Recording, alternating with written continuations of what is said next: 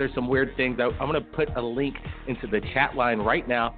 I want everybody to take a look at this photograph coming in off stills. Yeah, this is going to be the first time I'm going to be sharing links on our radio show so everybody could look at this in real time with us and take a look at this photograph. Apparently, this was submitted to us via our Facebook, and this was coming in while people were waiting for Clinton to give her last speech. This is right before the election results. This is a few days late, but man, this image is blowing me away. They're coming in from different television sources. So whatever we're looking at right now are coming in from two different networks. The submitter wants to know, do you know what this is? Anybody have any idea? That's it's weird because what I'm looking at, it almost looks like the Grim Reaper is right there, standing in the middle of the press room. The media is there. They seem oblivious to whatever this thing is.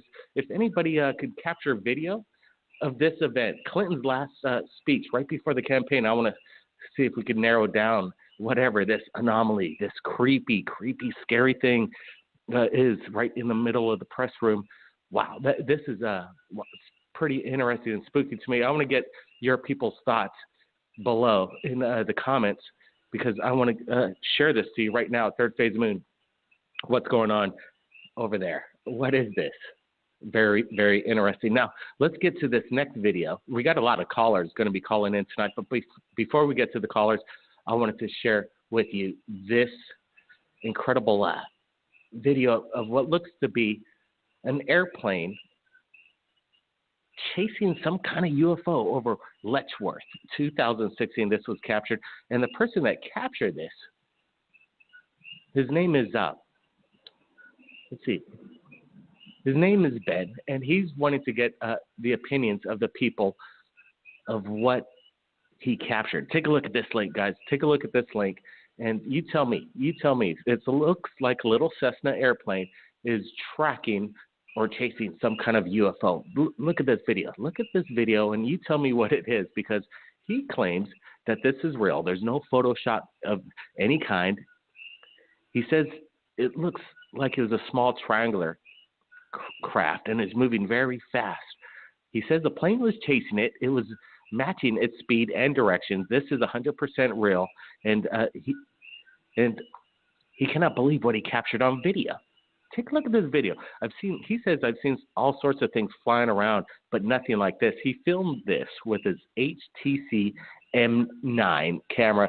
There's some kind of pixelation going on. The quality is a little low, but you definitely could make out something that's very bizarre, very bizarre. So what was captured by Ben? Well, this is a big mystery to me, because I'd like to ask the pilot what he witnessed while in a hot pursuit of this alien craft moving pretty much at the same speed as the Cessna. Now let's get to this.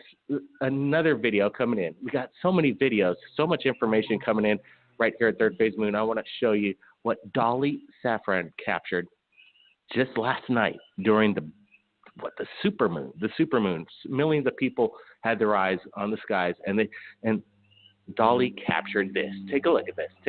I'm going to be putting it in the link below. And she is stunned. She's stunned. She doesn't know what she captured. Her friends and Dolly were there, and they're witnessing this with their naked eye. Listen. What the hell?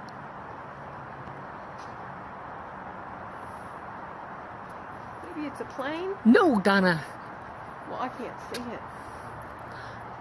My camera sees it much better than it's big. What the hell?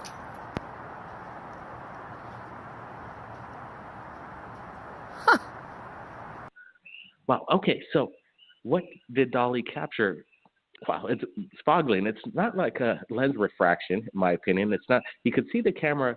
There's a little glare, lens flare moving in erratic positions while she moves the camera erratically. But this thing next to the moon is stationary.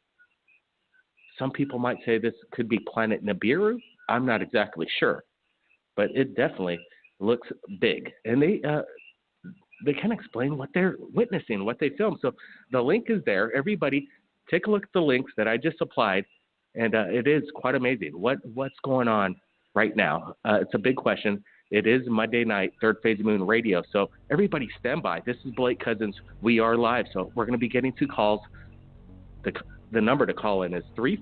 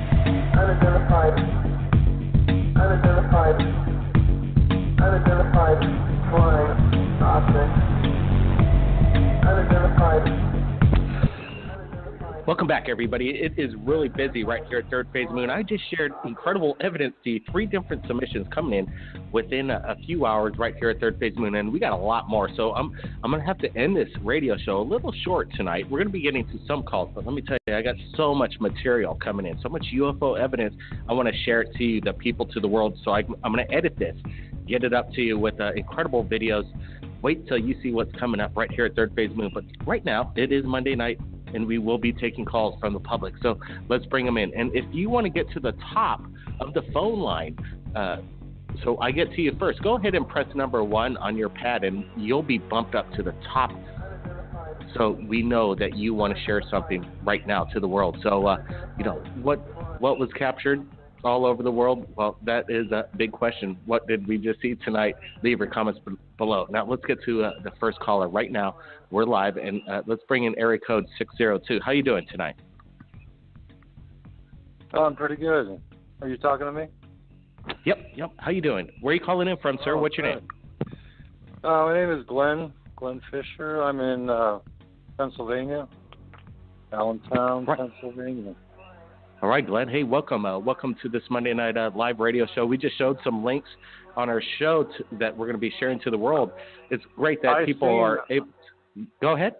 I seen something when I was looking at the moon early this morning. And great. It didn't come out when I took a picture, though. But I thought my eyes were playing tricks, and I thought, well, I don't know if that's my eyes or what was going on, but it was like a sliver. It was like an object right at the bottom of the moon from where I was standing. But like I said, it didn't come out in the picture, and that wasn't why I was calling. You just happened to mention that. Gotcha. All right, so right on. You're from Pennsylvania. So what compelled you to call in tonight? What do you want to share with the world tonight? Well, I was listening last week, and somebody talked about a blue flame. And I've seen a lot of things in my whole life. I'm 59 years old. 35 years of my life was spent in Phoenix, where I've seen the majority of objects and experiences with visitations. When I was younger, I was laying in bed. This was in like 1979. And all of a sudden I woke up, and there were 2 figures at the foot of my bed. And they were in hoods, and they were humanoid, and one was looking at the other one to the right, and my whole room was lit up, and this being that was on my right was looking right at me, and he was glowing bright blue, and he had a beard, and I shot up in my bed, like, what the hell? And then he raised his hand, and I just melted back in my bed, which I was all warm all over, and it was really a beautiful feeling. And then when I woke up hours later, I was like scouring the floor for evidence, you know what I mean? Story doesn't end there because like about 4 years later, I was reading a book. It was called Incident at Allagash. I don't know if you've ever heard of that book. But it was a UFO experience with some fishermen, and they were abducted. You know, through hypnosis, they found this out. And I think Bud Hopkins was the one that did the hypnosis on these guys. And there's a lot of evidence where abductions happen throughout generations of families. So as an experiment, he wanted to talk to, there was a pair of twins, and he wanted to talk to their parents and put them under hypnosis to see if they ever experienced anything. Sure. And when they gave their hypnosis, under hypnosis, they said, and they were from Pennsylvania too, and they said they woke up one time and there were two figures at the foot of their bed, and one of them was glowing. I almost threw the book across the room when I read that. I couldn't believe it. And I keep a journal, and I showed my daughter the journal, and she said, "Yeah, you showed me this before." I said, "Well, read this paragraph here in this book." And she said, "Oh, my God, Dad, that's the exact same thing." And I keep seeing blue. You know, like one time, not to go into detail, but I made love to my wife, and she was glowing blue when we were done. I looked at her and said, "I don't know if I just got you pregnant or what, but you're glowing blue, bright blue." And like about 3 or 4 months later, she had a miscarriage. And then 2 years ago, I was living in Phoenix, where honest to God, I've seen so many UFOs in Phoenix. One traumatic one was like right above me and hovered there for about 3 or 4 minutes. And it felt personal, like it was actually talking to me. And I was holding on to the fence, and I'm never afraid of these things, but this time I was. And I was holding on to the fence, and I said, "I'm not ready," you know, because I felt like they were asking me, did I want to meet them? And I don't know why like I said, I'm never afraid. I don't know why I was so afraid. But I said, I'm not ready. Sure. But 2 years ago, I come out of my house in Phoenix, and I turn my head, and there's this guy, bright blue, like about 10 feet to the right of me, and he looks like he's having trouble walking, you know, like he's stretching his legs out real far. It looks like he's having trouble walking. It was so weird, but he was bright blue, and he turned his head, and he looked at me and kind of gave me a look like, "You see me?" You know, it was kind of like, that's the feeling I got anyway, like he was saying, you know I'm here, or something like that. And with that, he like flew into the garage of my neighbor's house, and I walked over there, and I mean, he went in there real fast, no, you know, faster than a normal person can like run in there. Anyway, I quickly went over there, and my 2 neighbors are sitting in there drinking a beer. This is going to sound crazy. And I said, "Did somebody just come in your garage?" And they're like, "No." And they said, "Why?" And I told them, and, you know, they thought I was crazy. And ironically, like about 2 weeks before that, they were walking into their yard, into their gate by their yard, and there was a person with them. And later on, I asked, who was over at your house? Was that your son? And they said, there was nobody there. And I said, no, there was a guy right behind you. And they said, no, there was nobody there. I've got a million stories, and I was going to write a book, you know, about it.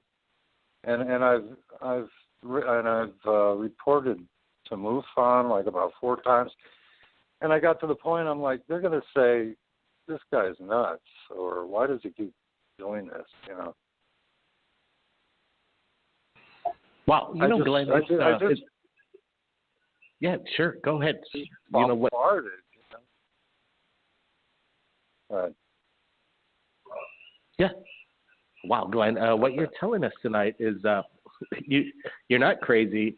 I'm not sure about reporting to MUFON. Those guys, they've been infiltrated, but they might be on the rebound now and doing what they should be doing. But maybe it's because of all the people demanding that they change. Because we at Third Phase Moon were putting it out there pretty strongly that the source over there at MUFON was infiltrated with the information getting out and what was being, how they dealt with it. Yeah, I don't know. Did you hear any response back from MUFON? Did they do any follow-ups?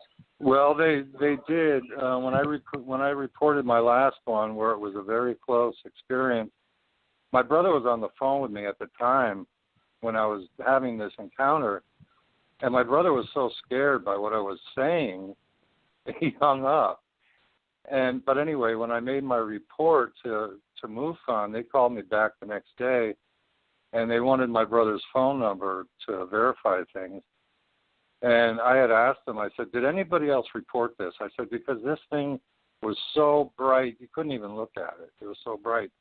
And I had trouble describing the size, and because it was just so hard to look at it. It was like a welder's, art. And I said, did anybody see this? And they said, yeah, there were 11 other reports, And it was on a Black Friday. Well, there you go. There was a confirmation. There was 11 other reports. So whatever happened, whatever you witnessed is you weren't alone witnessing this, and it sounds quite amazing, whatever it was. Well, Glenn, I appreciate you calling in, and keep in touch with Third Phase Moon. I got a feeling you're going to be having more experiences. This is how these things roll. Usually, once you see something, you experience something. I've had a few since then. Yeah. I've had a few since. Wow. So when was the last time you've had an experience? Oh, are they visiting you? A few months ago. Yeah, like right in front of me. And I was telling a neighbor of mine, about this, that I see these things. And I was sitting outside. There's a bench in front of where I live, and I was sitting there looking at it. And it was just hovering there with a big sphere, not moving. And she came out and she says, are your friends here? And she's joking. I said, yeah, there's one right there. And she looked and she couldn't believe her eyes. And I don't know if it knows that we're looking or what, but after she started going away, it started moving slowly to the south. And then I've seen another one that it was gold, and it went so fast across the sky, and it had a blinking red light. I mean, real fast. Has it been validated that this image of like a Grim Reaper-looking person was with Hillary in the press room? Absolutely. Two different angles. I'm going to be sharing that tonight on Third Phase Moon. That's one of the submissions I want to share to the world, and it's scary. I don't know. Did you see the photograph, F1?